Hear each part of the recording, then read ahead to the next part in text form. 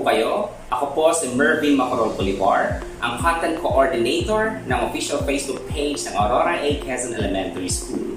Ngayong araw pong ito ay inilulunsad po natin ang Aurora in the News, kung saan binabalikan po natin ang mga pahayagan, ang News on TV, ganun din po ang mga official Facebook pages ng media kung saan bumandera o na-feature po ang Aurora A. Quezon Elementary School. Sa katunayan, noong nakarang linggo, tayo po ay na-feature ang ating paaralan, ang ating mga galing na guro sa manilastandard.net, sa Philippine Daily Inquirer, ganun din po sa news.abscbn.com.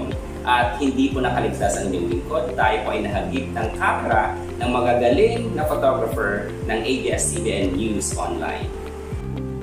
At bago pa man po mag-umpisa ang unang araw ng pasukan noong nakarang linggo, tayo po ay lamanan ng balita dahil sa kinakaharap nating pagsubok ngayon sa ating paaralan. Narito po ang panayam ng ating butihing guro na si Ginoong Randy R. Emen sa TV Patrol Weekend, aired last August 20, 2022. Panurin po natin. Sa huling weekend bago magpasukan sa Lunes, tinodo na ng mga eskwelahan sa Metro Manila at mga probinsya ang paghahanda sa pagbabalik eskwela. Pero ang isang paaralan sa Quezon City, problemado ngayon dahil hindi na magagamit ang isang gusali matapos itong mapinsala na malakas na lindol nitong Hulyo. Nagpapatrol, Johnson Manabat. Kahit weekend, puspusan sa pag-aayos ng classrooms at pagsasagawa ng parents orientation ng mga guro ng Aurora Quezon Elementary School sa Malate, Maynila.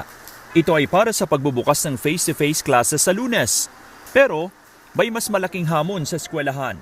Ang dating gusali na para sana sa mga kinder, grades 5 at 6, hindi rin pala nila magagamit.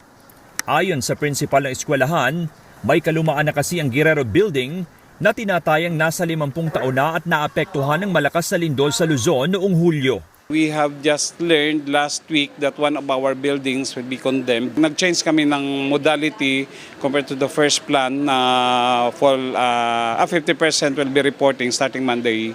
Sabi ni Emen, 38 classrooms agad ang nawala sa kanila matapos ideklarang condemn ang gusali. Para sana ma-accommodate ang mas maraming estudyante, pero handaan niya silang sumunod sa City Engineering Office at hindi isasakripisyo ang kaligtasan ng kanilang mga estudyante at guro. Tuloy pa rin naman ang klase nila sa Lunes, pero manghihiram muna sila ng classroom sa kabilang gusali. Lipat muna kami. Makikiro muna ako sa isang kinder teacher din. May kahirapan din, pero syempre kailangan mag-adjust para sa mga bata at saka para tuloy pa rin yung pagtuturo namin sa mga bata. Excited naman ang guro na si Rose Ann na makita ng personal ang mga estudyante na dati niya lang kasama online. Mas masaya siyempre sa face-to-face kasi nakikita mo sila ng personal. Tsaka excited din yung mga bata na pumasok. Sakaling may mga estudyante o guro na makitaan ng sintomas ng COVID-19 sa Lunes, nakahanda rin ang kanilang eskwelahan para dito. Meron tayong isolation room na malapit sa gate, sa entrance gate. Ipo-pull out natin ang bata. Ilalagay muna natin sa isolation with the accompaniment of our school nurse. Sa bahay pa lang during our orientation, sabi namin sa parents, ipakiramdaman na kaagad ang bata kung may simptomas, may lagnat wag nang papasokin. 5,400 enrollees ang meron sa Aurora Elementary School. Kasama na rito ang mga estudyanteng Muslim sa madrasa at SPED program. Kasama sa mga dumalo sa mga huling meeting ng eskwelahan, ang nanay na si Rama Asanin Ambihal. Kasi kailangan po yun. Pag hindi po natuto ang bata, kahit pagdadasal na hindi po marunong Si Mylene Jacaria Sigales, may 3 anak na dito mag-aaral simula sa Lunes. Aminado siyang mas magastos para sa kanya ang face-to-face classes, kaya kailangan na lang dumiskarte sa pagbabudget. Medyo tipid-tipid. Libo rin po kasi 3 po yung estudyante ko. Isang Aurora Quezon Elementary School sa Maynila sa mga nagpatupad ng pilot testing sa pagsasagawa ng face-to-face classes noong pang Disyembre 2021 at Enero 2022, kung saan kasama sa pinaghandaan ang pagkakaroon ng klase sa gitna ng pandemya, kaya naman kumpiyansa silang kakayanin nilang makapagklase ng maayos kahit may banta pa rin ng virus. Isang paglilinaw lang po, ang Aurora A. Quezon Elementary School ay nasa City of Manila at ito po ay wala sa Quezon City. To be exact, ito po ay nasa San Andres, Malate, Manila. Noong nakaraang August 20, 2022 ay nakapanayam din po ang ating principal ng Bombo Radio Philippines at ito po ay pinalabas din sa live streaming ng official Facebook page ng Bombo Radio Philippines. Narito po ang raw interview po ng ating principal with Sir Raymond Tinaza. Sir, unang-una, congratulations sa ating lahat dahil back to basic tayo, back to face-to-face classes. Sir, initially kanina may mga pumasok yung mga bata. Kumusta po yung assessment ng first day in-person classes muli after 2 years, Dr. Eman, sir? Actually, nakita ko ang excitement ng bawat isa, especially sa parents, kasi ayaw pa talaga nilang iwanan ang mga anak nila. Medyo may hesitancy pa rin sila sa pag-iwan sa mga anak nila, though inassure natin na safe pagpasok sa gate ng school, safe na ang mga anak. So, very orderly naman kasi tayo naman ay naka-experience na rin ng face-to-face, being the first pilot implementer of face-to-face sa buong Maynila. So far so good, very smooth. Nandoon yung konting challenge na ilan lang naman na manage naman.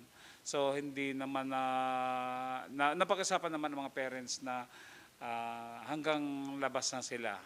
Kasi tinulungan din naman tayo ng iba't ibang organizations. We have yung mga kapulisan natin dito, yung Kaisaka Foundation, yung mga Boy Scouts at saka SPG natin na tumulong sa atin.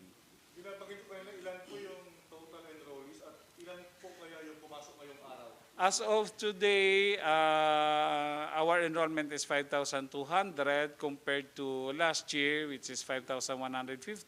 So, almost 104% na po tayo compared to last year enrollment. Ang pasok po ngayon ay almost one half kasi po ang unang-una ang grade 1, 2 and grade 1 and 2 kalahati panghapon, kalahati pang umaga. Then grade 3 and 4 papasok pa sila ngayong week. Ang 5 and 6 naka-blended na sa bahay ngayon for the online and other distance learning modalities. Tapos next week, grade 5 and 6 naman ang magjo-join sa Kinder 1 and 2. So ang 3 and 4 naman ang nasa online next week. So ang ating SPED, full blast na tayo, ang ating gifted and talented ganun din. So almost one half, mga 3,000 ngayon ang more than one half ang naka-in ngayon. Yung sa health protocols, compliance, at yung assurance sa mga magulang na safe yung kanilang mga anak. Oo. So actually, kaiikot ko lang ngayon ay make sure na ang face mask ng mga bata ay nasa ayos kasi normal pa rin na ang mga bata kung minsan ay hindi may iwasan, tinatanggal nilang face mask. So I made a follow-up room by room. Sa pagpasok pa lang sa compound, sa school gate, mayroon na tayong fogging machine doon. Meron tayong booth para doon pumasok tapos sa pila pa lang may temperature check na kagad ang bata. At may bili na kami sa mga parents during the orientation na a night before i-check na kagad ang mga anak nila kung may lagnat o wala. Then bago pumasok i-check din ang parents. So there's no need. Actually walang problema pag nasa klase kasi of course na monitor na ng parents kung may lagnat ang bata or may symptoms for COVID. Kaya wala tayong problema sa in terms of kung may lagnat o symptoms ng bata.